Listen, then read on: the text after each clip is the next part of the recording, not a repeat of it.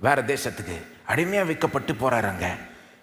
இதிலிருந்தெல்லாம் என்ன நன்மை உண்டாகும்னு நாம் நினைப்போம். யோசிப்பு என்ன நினச்சாருன்னு எனக்கு தெரில. அப்புறம் அங்கே அவர் வேலை செஞ்சு மேலே முன் வருகிறார். அவருக்குன்னு பொறுப்பெல்லாம் கொடுக்கப்படுது ஒரு மிலிட்ரி கமாண்டர் வீட்டில்.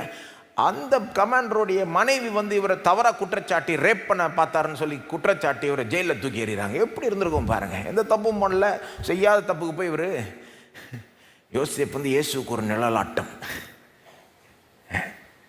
இதிலிருந்து போய் என்ன நன்மை வரும்னு நம்ம நினைக்கலாம். ஆபிரகாமின் சந்ததியார் இப்படி போய் ஜெயிலில் தவிச்சுக்கிட்டு இருக்கிறான்.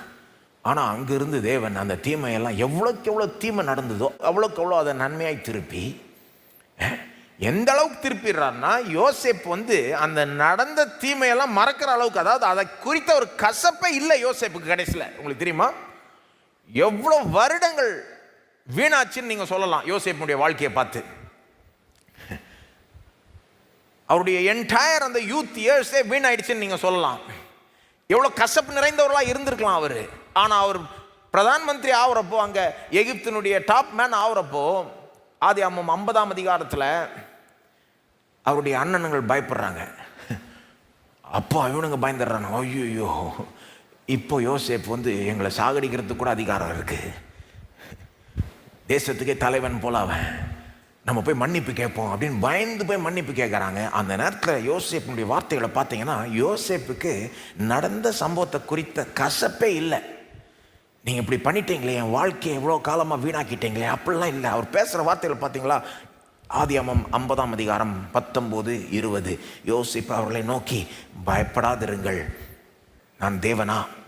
என்ன சொல்கிறாரு? நான் கடவுள் கிடையாது, நான் பிரைம் மினிஸ்டராக இருக்கலாம், நான் கடவுள் கிடையாது, பழி வாங்கிறதுக்கு நான் கடவுள் கிடையாது, உன்னை நியாயம் தீர்க்கிறது நான் கடவுள் கிடையாது. அப்புறம் அவர் சொல்கிற வார்த்தை 20ஆம் வசனம், நீங்கள் எனக்கு தீமை செய்ய நினைத்தீர்கள்.